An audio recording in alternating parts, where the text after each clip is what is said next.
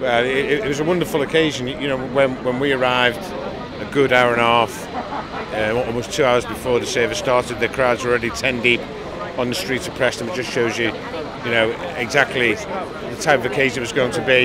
It was a wonderfully moving service, and really, people from football, from not just this country, not just from Preston, but from around the country, came to pay tribute to a great man. Of course, it was particularly important from our point of view, the Football Rights Association, because Sir Tom Finney has a very special place in the history of our association. Sir Tom was the first.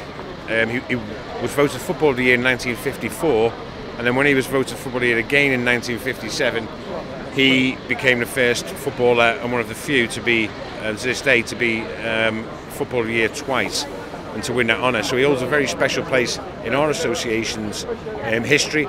And also, our award was in the citation for our award is that the Footballer of the Year should lead by precept and by example. And I think what you saw in today's service, and what everyone said in today's service, and the feeling that ran around the whole service was that Sir Tom embodied those values that the Football Rights Association have voted for when they've been given the Football of the Year since Sir Tom won it. Oh.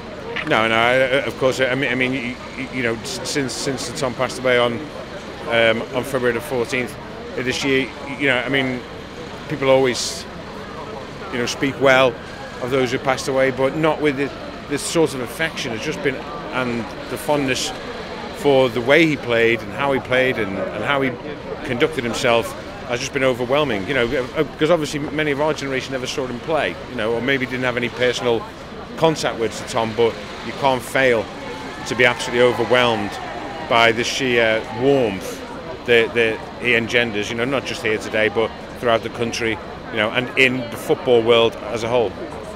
Yeah, again, that's very important. It is everyone who spoke today, anyone you speak to, you meet who came into contact with him, will always tell you it was that warmth of spirit, that generosity in giving his time to people, and that love of his hometown as well, and that all comes through. So it was an honour to be here today to pay tribute to him.